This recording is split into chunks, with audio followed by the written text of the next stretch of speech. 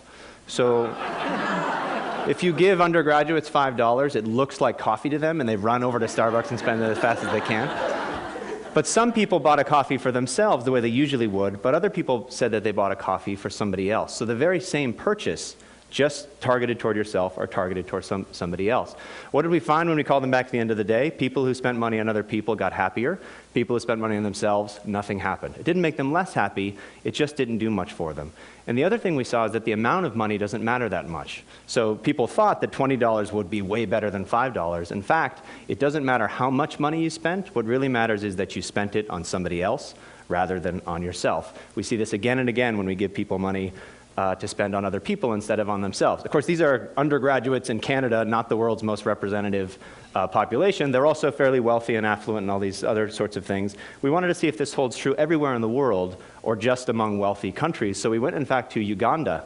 and ran a very similar experiment. So imagine instead of just People Canada, we say, name the last time you spent money on yourself or other people, describe it, how happy did it make you? Or in Uganda, name the last time you spent money on yourself or other people and describe that. And then we ask them how happy they are.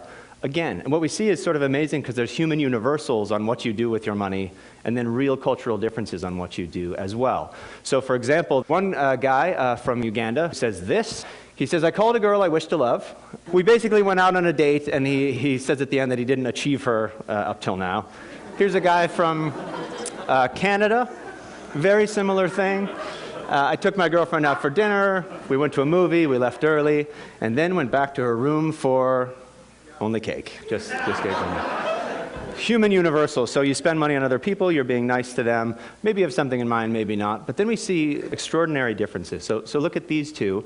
This is a woman from Canada. We say, name a time you spent money on somebody else. She says, I bought a present for my mom. I drove to the mall in my car, bought a present, gave it to my mom. Perfectly nice thing to do. It's good to get gifts for people that you know. Compare that to this woman from Uganda. I was walking and met a longtime friend whose son was sick with malaria. They had no money. They went to a clinic. And I gave her this money. This isn't $10,000, it's the local currency. So it's a very small amount of money, in fact, but enormously different motivations here. This is a real medical need, literally a life-saving donation. Above, it's just kind of, bought a gift for my mother. What we see again, though, is that the specific way that you spend on other people isn't nearly as important as the fact that you spend on other people in order to make yourself happy, which is really quite important. So you don't have to do amazing things with your money to make yourself happy. You can do small, trivial things and yet still get these benefits from doing this. These are only 2 countries. We also wanted to go even broader and look at every country in the world, if we could, to see what the relationship is between money and happiness. We got data from the Gallup organization, which you know from all the political polls that have been happening lately. They asked people, did you donate money to charity recently? And they asked them, how happy are you with your life in general? And we can see what the relationship is between those 2 things. Are they positively correlated? Giving money makes you happy, or are they negatively correlated? On this map, green will mean they're positively correlated, and red means they're negatively correlated. And you can see the world is crazily green. So in almost every country in the world where we have this data, people who give money to charity are happier people than people who don't give money to charity. I know you're all looking at that red country in the middle. I would be a jerk and not tell you what it is, but in fact, it's Central African Republic. You can make up stories. Maybe it's different there for some reason or another. Just below that to the right is Rwanda, though, which is amazingly green. So almost everywhere we look, we see that giving money away makes you happier than keeping it for yourself.